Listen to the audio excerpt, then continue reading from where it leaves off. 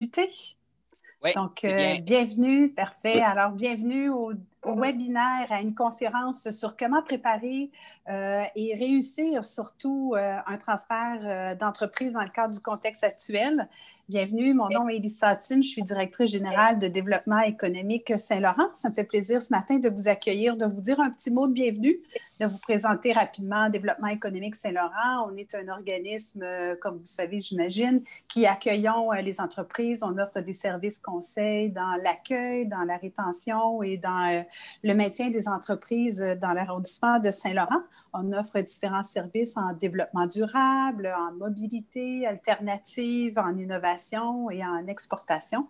On aura l'occasion aujourd'hui, peut-être avec mon collègue Joe, de vous en parler davantage, mais rapidement vous dire que Saint-Laurent, c'est quand même un bassin industriel important. 4 540 entreprises, dont 620 d'entre elles sont des entreprises manufacturières.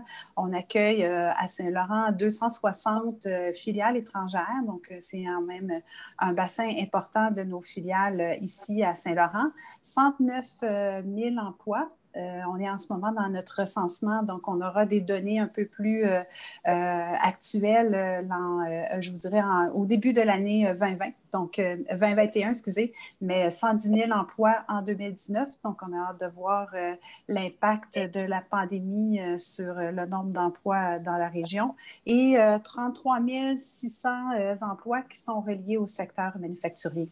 Mais aujourd'hui, on est là pour parler de transfert d'entreprise. Donc, je vous laisse tout de suite à notre commissaire qui est dédié au secteur manufacturier, M. Joe Tuccinardi. Alors, bonjour tout le monde. On est très content de vous avoir avec nous ce matin.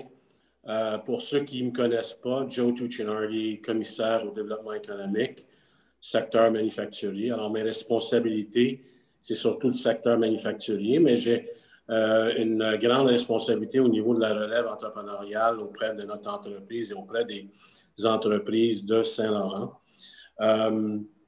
Alors, juste un petit background rapide de mon côté.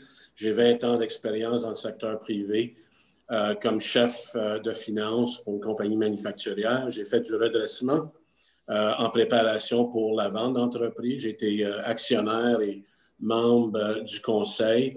On a vendu à un groupe britannique et à un groupe américain. Et j'ai été impliqué à deux reprises du côté vérification, diligence. Alors, comment préparer pour la vente d'une entreprise. Et aussi, mon rôle, c'est un rôle de faire du maillage entre les acquéreurs potentiels et les vendeurs potentiels. On a un beau réseau de contacts avec des firmes de capital de risque et des firmes de capital d'équité. Et on a monté une table de repreneurs il y a en 2016 pour aider au niveau de la démarche pour les acquéreurs de compagnies manufacturières. Alors, ce matin, je vais être votre animateur et le processus, le déroulement du webinaire, rapidement, Oreste Limanco, que je vais présenter dans quelques instants, va vous faire une présentation sur le transfert d'entreprise dans un contexte courant de 45 minutes. Après ça, il va y avoir une période de questions de 15 minutes et en fin de compte, juste à pousser en haut de votre écran le Q&A, fonction Q&A pour les questions ou les commentaires. Pour les participants anglophones, vous pouvez poser vos questions en anglais, donner vos commentaires en anglais et c'est ça. Alors, sans plus retarder, je vous présente Oreste Limanco, président d'Oreste Coaching. Oreste est certifié avec International Coaching Federation. Il a aussi des certifications aux États-Unis. C'est un coach professionnel qui connaît le domaine de transfert d'entreprise. Alors, je passe la parole à Oreste. Merci, Joe. Première chose, j'aimerais vous souhaiter la bienvenue à cette conférence « Comment préparer et réussir un transfert d'entreprise dans le contexte actuel ». J'aimerais remercier le Développement économique Saint-Laurent pour cette opportunité et vous remercier en tant que participant à assister à cette conférence. Mon objectif, c'est qu'à la fin de cette conférence, que vous puissiez partir avec quelques pistes que vous pourriez utiliser dans votre démarche pour bien préparer un transfert de votre entreprise. Le déroulement de la conférence, on va commencer avec une question de perspective. Après ça, on va parler du processus. Par la suite, ça va être l'analyse de la situation actuelle. Ça veut dire comme cédant, comme vendeur, qu'est-ce qu'il faut faire actuellement. Après ça, on va partir à la vision et objectif pour la nouvelle entité. La nouvelle structure et le plan d'intégration et l'implantation est suivi. Et ça va être avec le repreneur. Pour un propriétaire d'entreprise, aucune décision n'est plus importante que celle de vendre son entreprise. S'engager dans un processus de vente exige une réflexion et une bonne préparation. Il y a beaucoup d'émotions dans une vente d'entreprise. C'est l'une des décisions les plus importantes dans toute une vie. Et la raison principale, parce que beaucoup d'entrepreneurs, tout leur actif est dans l'entreprise. Ils ont leur maison, leur hypothèque, des placements. La majorité de leur actif est dans leur entreprise. Prendre des décisions stratégiques et collaborer avec le bon groupe de professionnels pourrait vous permettre d'obtenir la valeur maximale pour votre entreprise.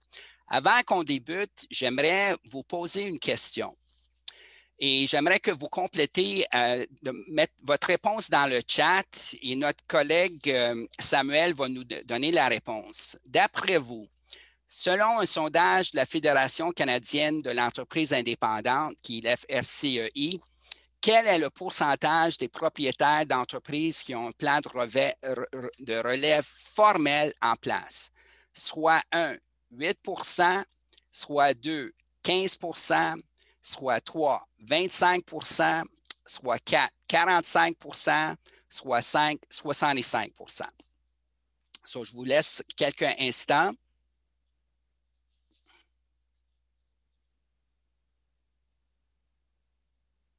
Et ça, c'était avant la pandémie, juste pour vous dire, avant la pandémie.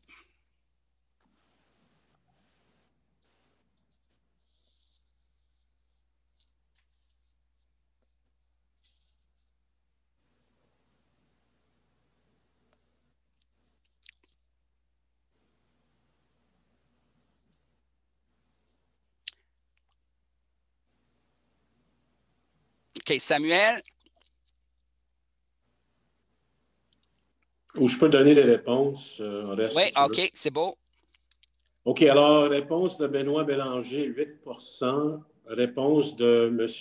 David Risk de la Banque nationale, 1 à 8 %. Réponse de Vincent Bellemure, 2 %. Et réponse de Sean de Souza de Diatrim, 1 %. Ça, c'est les réponses qu'on a eues. OK. So, vous aviez parfaitement raison.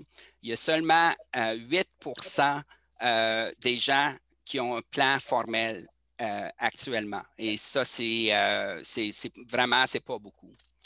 So, selon l'étude des Fédérations canadiennes d'entreprises, la FCE, 72 % des propriétaires de PME ont l'intention de cesser leur activité dans les 10 prochaines années.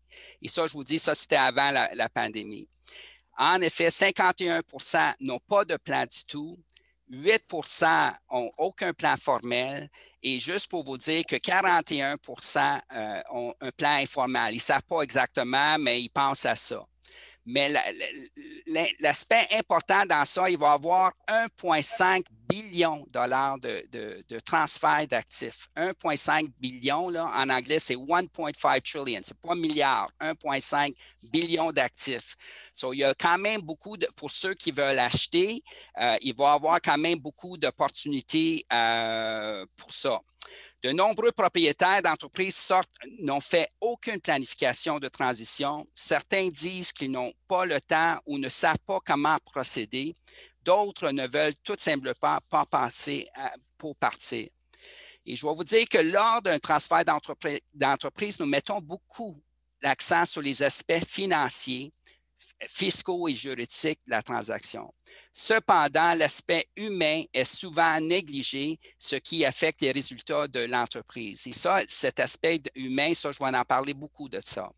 La planification et la communication sont des éléments clés d'un transfert ou d'une acquisition d'une entreprise réussie. Les entreprises doivent planifier soigneusement le processus avec l'aide de conseillers expérimentés. Puis moi, je parle les banquiers, les gens qui connaissent ça, les avocats, les fiscalistes, les coachs d'affaires, les gens qui ont l'expérience dans ça pour que ce transfert-là soit gagnant-gagnant en disant du cédant et aux repreneurs. Les entreprises peuvent perdre de la valeur s'ils ne sont pas bien préparés. Puis juste pour vous dire que ça prend entre 2 ans à 5 ans pour faire une bonne transition. Ça, plusieurs propriétaires d'entreprises n'ont pas de plan de relève, soit parce que les gens sont trop occupés ou parce qu'ils ne connaissent pas le processus. Puis ça, c'est important de vraiment sérieusement de mettre ça en place. Une question de perspective, qu'est-ce que je voulais vous partager, c'est que si on se met dans le contexte d'un cédant, lui, il pense à la retraite, il va avoir un deuil, pour lui, ça va être l'impuissance, nervosité, la fierté, il y a les legs aussi, puis le futur. Le repreneur qui arrive, là, lui, c'est du changement qu'il va faire. C'est le leadership qu'il va mettre en place, la croissance qu'il pense à l'entreprise s'il va acquérir. Il est nerveux aussi, je peux vous dire. Il y a aussi les défis à ce niveau-là. Il y a aussi un risque qu'il peut prendre, puis aussi, il pense au futur aussi. Les cédants, ils ont aussi peur. On parle d'un statut de héros, leur identité, parce qu'actuellement, le peur de contrôle, le peur de l'échec, le peur de ne plus se sentir utile. Et c'est pour ça qu'on voit souvent les gens, ils travaillent beaucoup d'années, ils gardent leur entreprise, ils ont la difficulté à lâcher prise de leur entreprise. Et aussi, souvent, ils disent les professionnels ils coûtent trop cher. Mais les hésitations, ils disent que c'est trop compliqué. Ça prend, pourquoi je devrais me préparer si vite? Pourquoi je devrais prendre le temps pour me préparer? Et qu'est-ce que je devrais faire et tout ça? Et souvent, qu'est-ce qui arrive, comme je parlais des gens qui restent longtemps, c'est qu'ils n'ont pas de plan. Ils sont hésitants de partir parce qu'ils n'ont pas un autre rêve pour partir pour faire quelque chose d'autre. Puis souvent, ils disent, ben ça va être ma famille qui va s'organiser ou mon comptable qui va s'organiser. Mais c'est pas ça, c'est pas le cas. Puis en effet, qu'est-ce qui arrive? Ils ne trouvent pas la bonne personne qui va reprendre l'entreprise, soit que ça soit familial, soit ça peut être au niveau des dirigeants ou ça peut être au niveau de quelqu'un qui va l'acheter.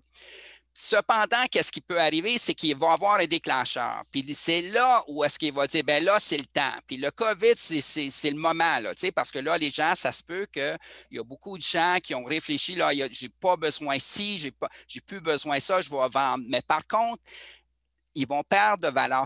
Qu'est-ce que j'essaie de dire, c'est que c'est essentiel de se préparer pour la vente. Et si un déclencheur comme une maladie ou quoi que ce soit sont fatigués, sont désengagé, il y a la tension familiale, là, je veux vendre.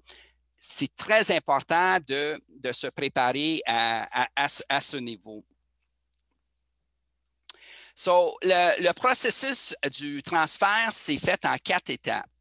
La première étape, c'est qu'on va regarder l'analyse de la situation actuelle. On va parler le cédant, celui-là qui se prépare pour la vente. La deuxième étape, ça va être le repreneur. Qui va avoir sa vision, ses objectifs, sa nouvelle entité. Ça veut dire on part avec le cédant. Après ça, c'est le repreneur qui prend, puis qu'est-ce qu'il lui a besoin pour réussir. Si on a des participants qui veulent acheter des entreprises, ça aussi, ça va être très important parce que la planification est essentielle autant que au niveau de la vente de l'entreprise aussi. La troisième étape, on parle de nouvelle structure d'entreprise et la plan d'intégration. Et la quatrième étape, on parle de l'implantation et le suivi. So, dans l'analyse actuelle, dans la première étape, il y a 5 éléments qu'on va parler. Premièrement, c'est on va définir clairement vos objectifs et vos aspirations. On va déterminer et augmenter comment est-ce qu'on peut augmenter la valeur de votre entreprise. On va regarder les différents scénarios de la transition, comment vous pouvez le faire. Le développement d'un plan de relève, puis aussi planifier le délai pour la transition. Parce que souvent, comme je disais, ça prend 2 à 5 ans, mais c'est bon d'avoir une date. Mais d'ici cette date-là, j'aimerais la vendre. Qu'est-ce que j'ai besoin de faire pendant cette période de temps-là pour être capable de le vendre? So, si on parle de définir clairement vos aspirations, ça veut dire la première chose, qu'est-ce qu'il faut faire, c'est de prendre un recul et de regarder dans qu'est-ce que je veux faire avec mon entreprise. Où est-ce que je vois cette entreprise dans 2 ans à 5 ans? Est-ce que je vais rester dans l'entreprise après les 5 ans? Si je le transfère à ma famille, est-ce que je vais rester là? Si il va y avoir un management buyout, les dirigeants qui vont acheter, est-ce que je vais rester là? Ça va être quoi mon rôle? Ça va être très important que vous discutez aussi ouvertement que c'est quoi votre plan. So, ça veut dire que si vous aimeriez vendre à la famille ou vendre à des dirigeants, ça va être quoi en parlant, à se préparant. Puis aussi, est-ce que vous avez des projets concrets après que vous partez? Ça aussi, il faut définir parce que si vous n'aviez pas de projet concret puis vous vendez, c'est bien de dire, bien, je vais voyager, je vais aller partout autour du monde, mais qu'est-ce que je vais faire après? Ça c'est important. Aussi, de connaître votre besoin financier. C'est pour ça, souvent, je dis, c'est très important de parler à un planificateur financier parce que si votre entreprise vaut aujourd'hui 1 million, puis vous avez besoin de 2 millions pour prendre la retraite, mais qu'est-ce que j'ai besoin de faire pour augmenter cette valeur-là d'ici 1 an, d'ici 5 ans, pour que la valeur de l'entreprise soit 2 millions pour que je puisse prendre ma retraite, dépendant de vos besoins. Est-ce que je connais le besoin de votre entreprise aussi? Ça, c'est important. J'ai-tu besoin d'investir dans l'entreprise actuellement pour augmenter la valeur aussi? Est-ce que ma planification fiscale est-tu optimale? Est-ce que ma patrimoine est protégé? Je parle beaucoup au niveau de planification, mais ça, c'est un élément clé parce que quand vous allez vendre, comme je vous avais dit auparavant, la majorité de vos fonds sont là, il faut qu'ils soient protégés et tout ça. Et pourquoi je vais vendre? C'est quoi la raison que je vends? Est-ce que c'est une vraie raison? J'ai-tu un plan après? Je vais toujours retourner ça. Puis, et ensuite, est-ce que je suis bien entouré par des experts? Puis, je vais toujours retourner à ça parce que c'est tellement important que vous soyez entouré par des experts. Après ça, on regarde la valeur de votre entreprise. Commencez à penser la façon de maximiser la rentabilité. Souvent, que je travaille avec mes clients, je regarde s'il y a-t-il des processus en place.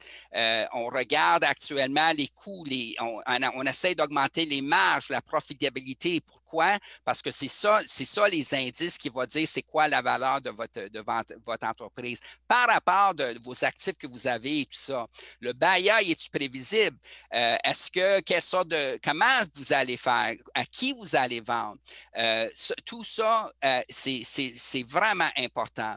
J'ai marqué ici, ne soyez pas indispensable. Qu'est-ce que je veux dire par ça? Soyez pas dépendant de votre entreprise et que l'entreprise ne soit pas dépendante de vous. Les acheteurs qui veulent acheter, c'est qu'ils ne veulent pas être in the business. Ils veulent travailler on the business pour prendre l'entreprise pour l'amener à un autre niveau. C'est très important de regarder est-ce que mon entreprise que j'ai actuelle, est-ce qu'elle roule toute seule? Est-ce que je suis capable de partir pour 1 mois de vacances pour ne pas se m'inquiéter? Et c'est ça que c'est important de regarder, d'évaluer si je suis capable de faire ça. Si vous êtes capable de faire votre et elle fait de l'argent, elle serait capable d'être vendue. Puis aussi, il faut regarder l'équipe de direction que vous avez actuellement. Au niveau du COVID, ça, c'est certain, ça a affecté beaucoup, beaucoup d'entreprises. Et en effet, qu'est-ce qui va arriver? C'est qu'avec la COVID, c'est certain que les transferts d'entreprises sont affectés. Il y a des valeurs qui ont diminué.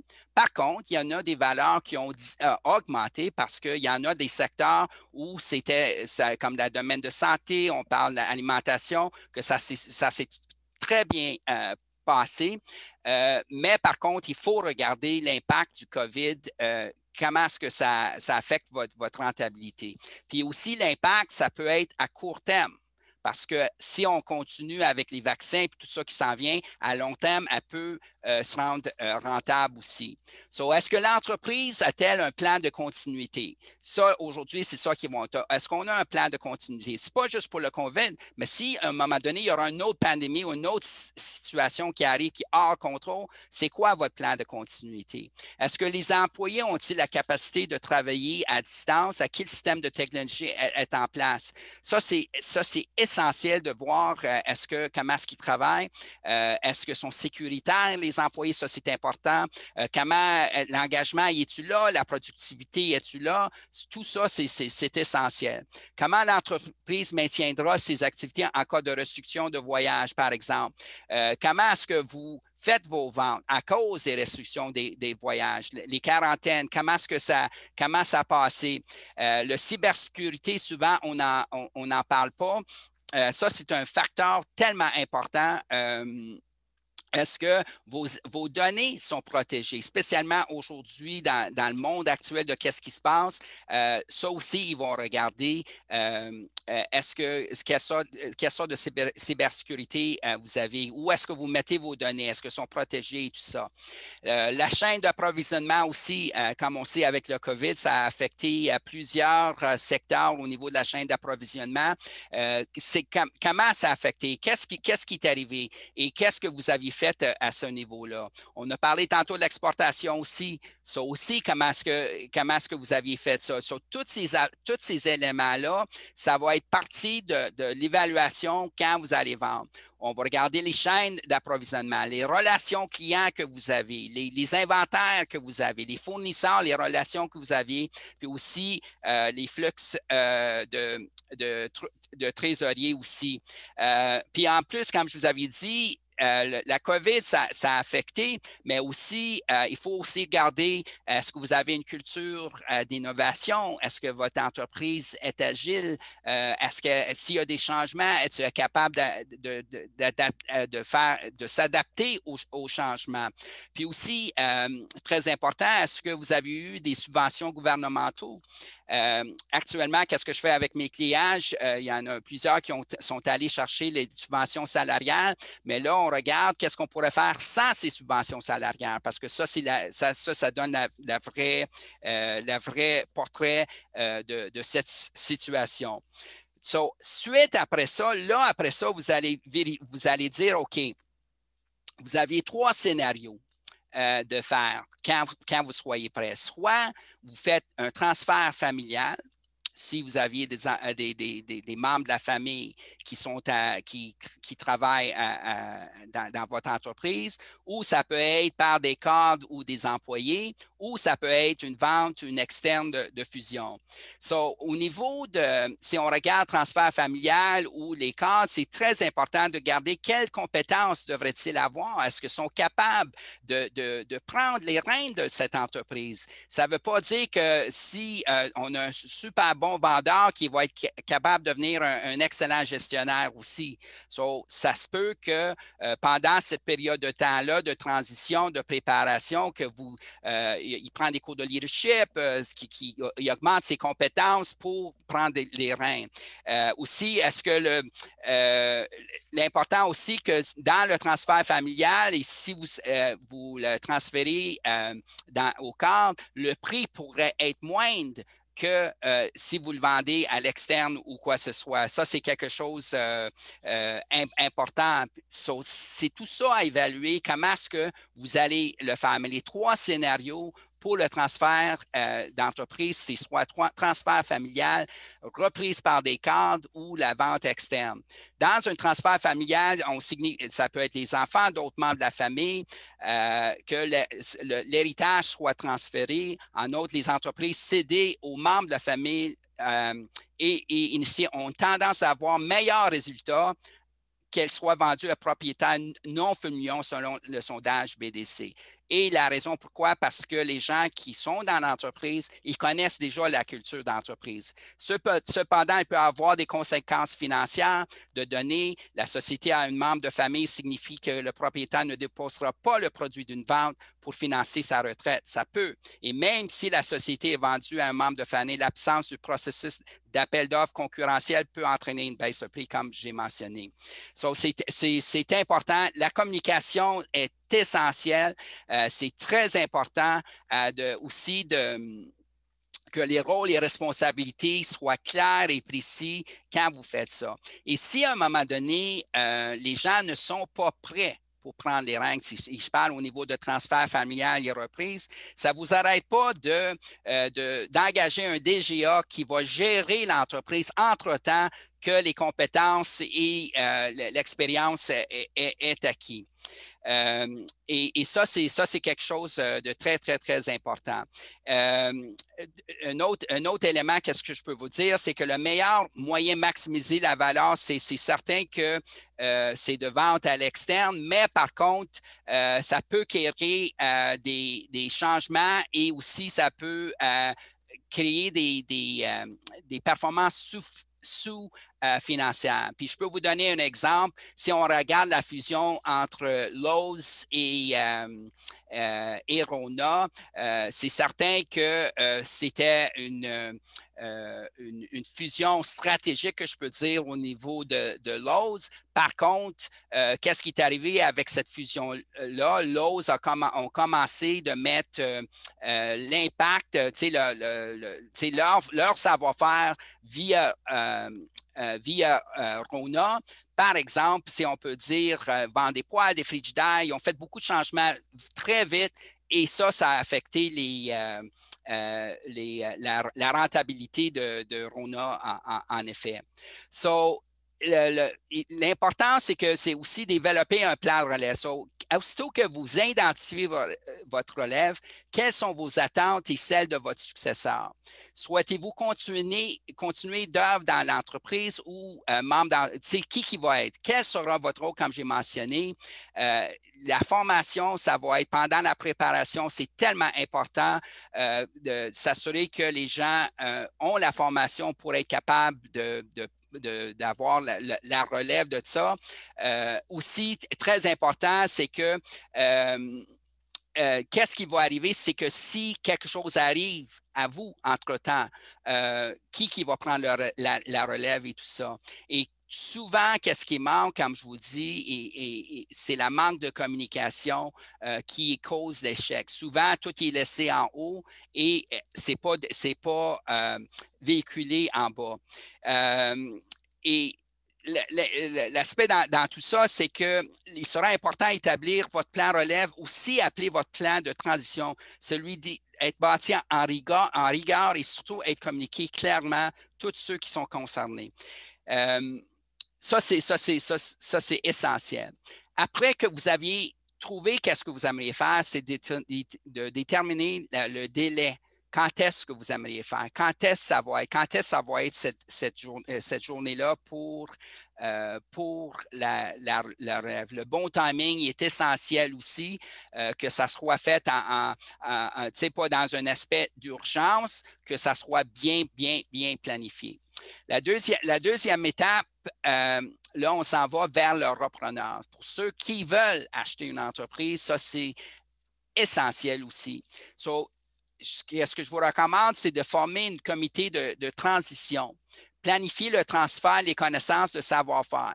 Parce que souvent, l'entrepreneur qui a son entreprise, les processus et tout ça sont pas écrits, sont laissés, il le passe. C'est très important d'aller s'assurer que le savoir-faire du dirigeant qui vend son entreprise, que vous êtes capable de capter toute l'information. Là, vous commencez à établir une mission, des valeurs, la vision. Ça, je parle souvent que ça, c'est les points, la fondation d'une entreprise, que ça soit clair que l'entreprise que vous achetez, la mission est claire, les valeurs sont claires et la vision soit claire. Et aussi que ça soit tout communiqué à tous les employés et qu'est-ce que vous aimeriez faire à ce niveau-là, que tout le monde soit au courant de comment est-ce que ça va aller.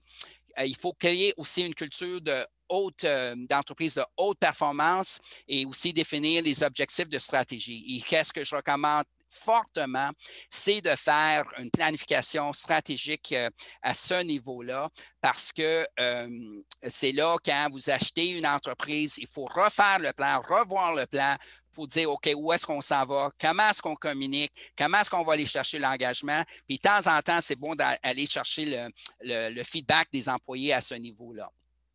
So, pour l'objectif du repreneur, quand lui achète, il y a quatre raisons pour qu'il achète. Première chose, c'est accroître le part du marché. Il va aller chercher plus le marché, éliminer la concurrence. Souvent, on voit ça aussi. Compléter la situation, le processus actuel avec des services. Ça veut dire acheter une entreprise pour complémenter qu'est-ce qu'il y a actuellement. Il y a des comptes à recevoir, il y a des clients. Bien là, je peux vendre mes produits actuels à ces clients-là ou je peux vendre mes produits à ces clients-là. Ça pourrait être une raison. Puis aussi, ça pourrait aussi, à cause que vous aimeriez acheter une entreprise, à cause ils ont une valeur de connaissance de plus que vous avez que pourrait vous compléter dans qu'est-ce que vous faites. Ça, c'est important. Ça, c'est les quatre raisons pourquoi est-ce que les gens, normalement, ils achètent une entreprise. La nouvelle structure de l'entreprise, la troisième étape, c'est il faut établir un nouvel organigramme. Et ça, je parle avec les gens que vous achetez, de qui ça va être. Mettre en place une équipe de direction et un conseil de direction. Ça, c'est essentiel. Définir les rôles et responsabilités. Ça veut dire si le cédeur y arrive, ça va être quoi son rôle quand il va travailler en entreprise? Souvent, je vois qu'ils vont peut-être rester 1 an, 2 ans, mais ça va être quoi? Qu'est-ce qu'on attend de cette personne-là pendant qu'il va rester là? C'est important d'intégrer toute la comptabilité, les systèmes, on parle des KPIs, les ERC, la production, la vente, marketing, comptabilité, tout, que ça soit tout intégré. Puis encore, qu'est-ce que je peux vous dire, c'est que ça soit communiqué. Très, très, très important. À chaque étape, qu'est-ce que vous allez faire? Voici, on va faire ci. D'ici ce temps-là, on va faire ça d'ici ce temps-là pour que les gens soient conscients de ce qui se passe et que l'engagement des employés reste là parce que souvent, s'ils ne sont pas au courant, il y a trop de changements, il y a trop de choses qui arrivent en même temps, les gens quittent. Ils n'aiment pas ça. C'est plus l'entreprise comme est-ce que c'est. Puis souvent, on va attendre, ben, on faisait ça avant comme ça, mais là, il faut faire ça comme ça. Mais là, aujourd'hui, il faut dire, OK, on va faire ça comme ça aujourd'hui, mais voici pourquoi qu'on fait ça. Et ce n'est pas parce qu'on fait ça comme ça. Ça, c'est important. Sur la communication, c'est essentiel. Puis je veux encore dire que l'engagement des employés, c'est essentiel. Et après ça, on fait l'implantation. On fait la gestion du changement. Ça, c'est tellement important. Et juste pour vous dire que des études démontrent au niveau de gestion, 65 à 70% des projets de changement n'atteignent pas les objectifs attendus. Pourquoi? Trop peu d'efforts investis à préparer et à soutenir les dirigeants et les employés dans l'approbation du changement.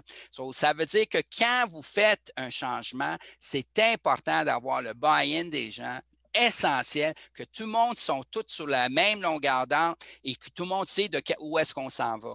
Un autre aspect important, c'est la bonne gouvernance. On fait des conseils d'administration, on a aussi au niveau d'actionnaires, il y a aussi des conseils de famille. Tout ça, ces éléments-là, c'est vraiment, vraiment important. Créer une culture d'entreprise de haute performance, c'est un plan pour communiquer régulièrement la stratégie à toute l'organisation et afin d'aider une culture à haute performance et d'augmenter l'engagement des employés. Si dans tout ça, soit dans la préparation, soit avec le repreneur, la communication, il faut qu'elle soit claire, il faut qu'elle soit précise. Et l'absence, souvent, la raison pourquoi ça ne marche pas, les transferts d'entreprise, c'est l'absence d'une planification pertinente, l'absence d'une saine communication et l'absence du capital. So, si la planification n'est pas faite au départ, comme je vous avais dit au départ, ça ne marchera pas. Quand le repreneur y arrive, s'il n'y a pas de planification qui est faite au départ aussi, ça ne marchera pas. Puis l'important, c'est que la communication est essentielle. So, et aussi l'absence de capital. So, j'aimerais vous laisser un but sans plan est juste un souhait. So, c'est essentiel d'avoir un plan. Sinon, it's just a dream. C'est tout que c'est. So, je ne sais pas, ça, c'est les références. OK. Je ne sais pas, Joe, s'il y a des questions. Merci, Oreste. Merci infiniment pour ta présentation. C'est super intéressant. Même moi-même, que j'ai un peu vécu dans ce domaine, on apprend toujours. Hein? Je veux dire, c'est vraiment excellent. Et on apprécie énormément ta présentation. En fin de compte, avant de passer à la période de questions, j'aurais moi-même des questions à poser, mais on ouvre le forum à les questions. Alors, si vous avez des questions, chers participants, n'hésitez pas de les poser en français, en anglais. On est ouvert à vos questions. Et en attendant à vos questions, moi, j'aurais deux questions, Oreste. Premièrement, quand on parle d'augmenter la valeur d'une entreprise, souvent, on parle d'une vente ou une acquisition stratégique. Alors, ma question, c'est qu'est-ce que c'est une vente d'entreprise stratégique? Et peux-tu nous donner quelques exemples de ventes stratégiques qui ont été faits dans les 2 dernières années? Oui. L'exemple parfait, ça serait une vente stratégique. Ça veut dire Rona, comme j'ai expliqué tantôt avec Lowe's. Rona, qu'est-ce qu'il voulait? Lowe's, il voulait arriver au marché canadien et Lowe's et Rona, ils ont vendu à Lowe's. Et en raison de ça, c'est que Lowe's était capable d'aller chercher le marché canadien. En plus, qu'est-ce qu'ils ont fait à Boucherville? Ils ont mis même un de leurs représentants de Lowe's à Boucherville. Est-ce que c'est une bonne décision? On ne sait pas. On va voir qu'est-ce qui va arriver dans le futur. Mais une vente stratégique, ça veut dire que ça peut être une vente complémentaire, comme j'ai mentionné tantôt. Ça peut être au niveau de produits, ça peut être au niveau de services, ça peut être aussi au niveau de technologie. Tu sais, AI, Artificial Intelligence, c'est nouveau. On parle de ça, on parle 4.0. So, ça se peut qu'il y a beaucoup d'entreprises qui veulent peut-être faire un partner, d'acheter une acquisition stratégique. C'est plutôt ça. OK, excellent. Un reminder à nos participants, vous pouvez poser vos questions en haut de l'écran sous la rubrique Q&A. Alors, n'hésitez pas de poser vos questions. Ma deuxième question, Oreste, c'est quelque chose que moi-même j'ai vécu quand j'étais dans le secteur privé. C'est qu'on était en mode vente, c'était nous les vendeurs, et on était en négociation avec un groupe britannique du nord de l'Angleterre. Et nos acquéreurs potentiels ont demandé pour valider dans leur processus de vérification diligente, ils ont demandé de contacter nos clients. Puis nous, on était très réticents en tant que vendeurs, on était très réticents parce qu'on ne voulait pas nécessairement que quelqu'un de l'extérieur, un acquéreur potentiel, prend contact avec nos clients. Et là, les clients vont soupçonner que l'entreprise est à vendre. Ce n'est pas du tout ça qu'on va faire, surtout qu'on est en mode négociation et la vente n'a pas été finalisée. On est encore en négociation. Ma question, c'est quoi répondre à l'acquéreur potentiel sans l'obfusquer en disant, regarde, je veux pas que tu prennes contact avec mes clients. C'est trop délicat. C'est nos ventes. On a développé des relations avec nos clients et on ne veut pas quelqu'un de l'extérieur qui prend contact avec nos clients. Comment est-ce qu'on deal avec une situation semblable? Joe, c'est une très bonne question. Et dans ce cas-là, je crois qu'il faut demander c'est quoi leur avantage de faire ça. C'est quoi le purpose? C'est pourquoi ils veulent contacter vos clients.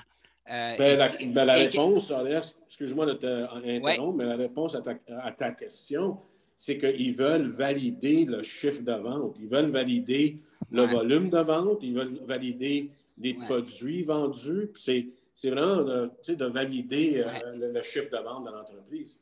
Oui. Ça, c'est normalement dans le due diligence qu'ils font après. c'est ça l'affaire.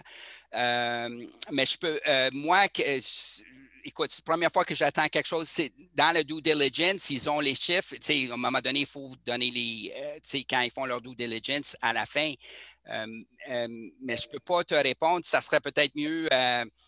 Je ne sais pas, je n'ai jamais vu ça avant qu'ils contactent, même avant qu'ils font une offre dans le due diligence. Ça, normalement, je n'ai pas vu ça. Je n'ai jamais vu ça. Moi, je te parle vraiment d'un cas réel qui s'est passé dans mon expérience du passé. Alors, c'est vraiment quelque chose de réel. Mais merci de ta réponse. On a une question de Stéphane.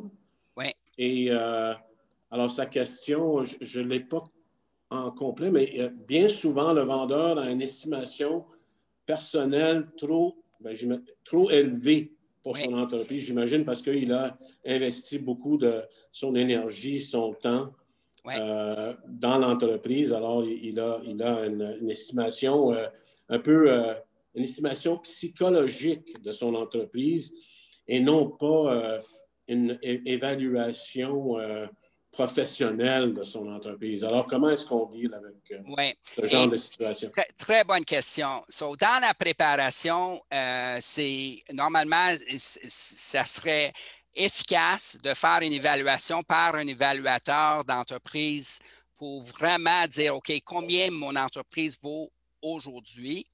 Et de là, vous pouvez partir parce qu'il y en a de prendre un spécialiste en évaluation des entreprises et de là, vous pouvez en parler avec eux pour voir pourquoi vous pensez que ça vaut tant et l'évaluateur va dire, bien là, je pense que ça vaut tant. Et d'arriver à un consensus parce que la personne qui va acheter l'entreprise, eux autres aussi vont faire évaluer l'entreprise. On se comprend. C'est bien de déterminer votre valeur, mais avec un évaluateur professionnel qui dit, OK, ça vaut tant et combien je peux aller chercher ou qu'est-ce que j'ai besoin de faire pour aller augmenter cette valeur-là. Souvent, c'est dans le goodwill, puis le goodwill, des fois, c'est pas monétisé, on ne peut pas dire, mais par contre, les évaluateurs pourraient vous aider à ce niveau-là. Et c'est une bonne question. C'est dans le processus de négociation aussi. C'est important, le vendeur, que lui, il fasse son due diligence aussi pour voir combien mon entreprise vaut réellement. Excellent, super. Je vois une autre question, j'ai de la misère à la lire. Question de Stéphane.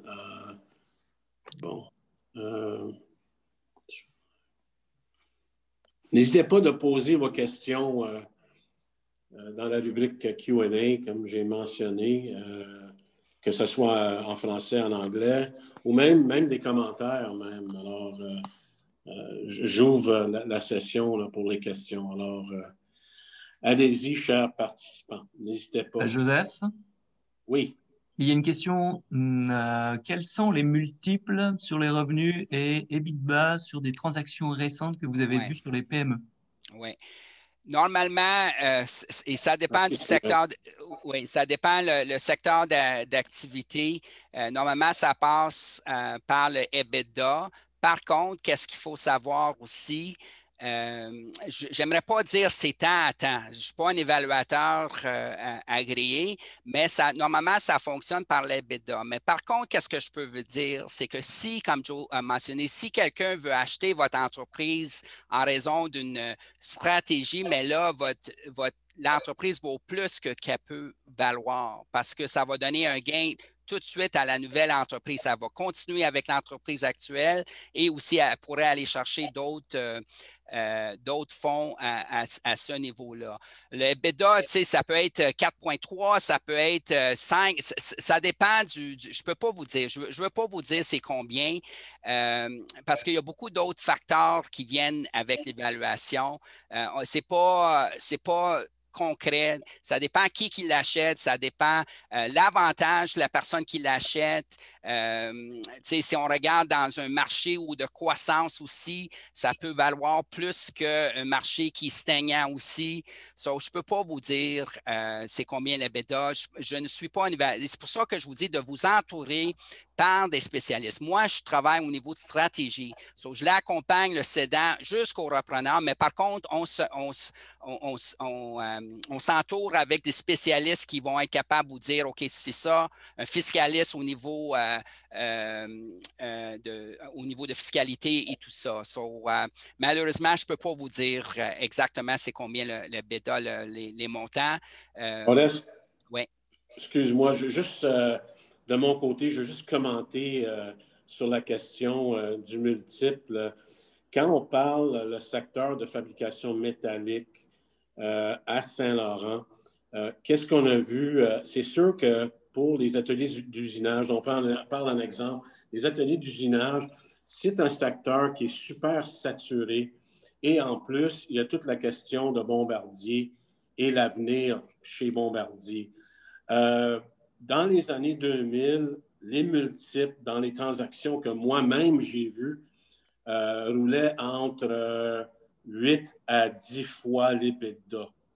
Mais aujourd'hui, avec toutes les incertitudes et la saturation du marché, avec un grand nombre d'ateliers d'usinage, pas juste chez nous, mais à travers le Québec, les multiples ont tombé de 8 à 4. Alors, l'année 2000, c'était entre 8 à 10. Aujourd'hui, c'est entre 4 à 6. Alors, je ne sais pas si ça répond à la question du participant, mais c'est qu'est-ce que moi-même j'ai vu dans le marché. Alors, on a une autre question en anglais cette fois. I understand there are variables, but what has been the range of recent transactions that he's seen? You may want to answer that one in English, Orest. I'm not sure I understand the question, but variables in terms of a range of recent transactions that you've seen, Orest. What are the variables that would affect that range of value in those recent transactions? Yeah. So what I'm currently what I'm doing right now, I'm preparing for the sale. That's I'm preparing the sedan for the sale, and then we take them from the repreneur. I do have clients that are looking for transactions, but recent transactions, I don't know. I really don't understand the question. Okay, or it's actually the question was answered previously with the multiples. I think that was the question, the range of multiples. So the question was answered. Okay. All right. Thank you.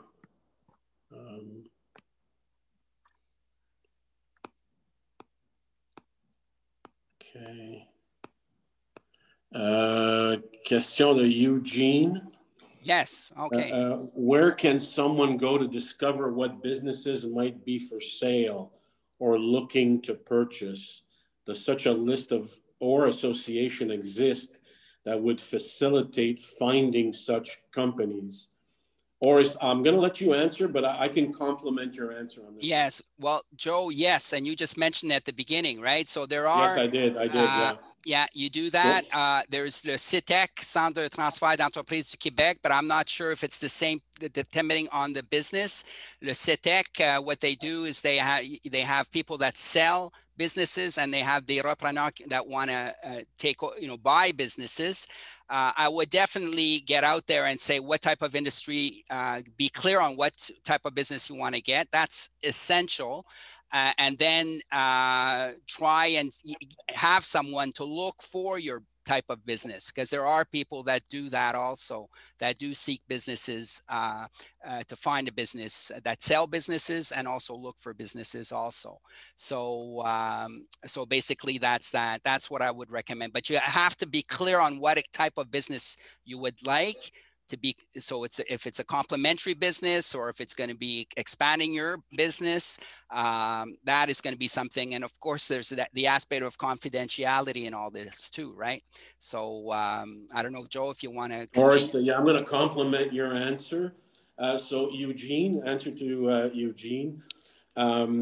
We at St. Laurent's Economic Development have a role, myself particularly, to do some matchmaking between potential purchasers and potential acquirers. We have an extensive network of contacts, like I mentioned at the beginning, with venture capitalists, equity firms, equity capitalists that are looking to purchase a business.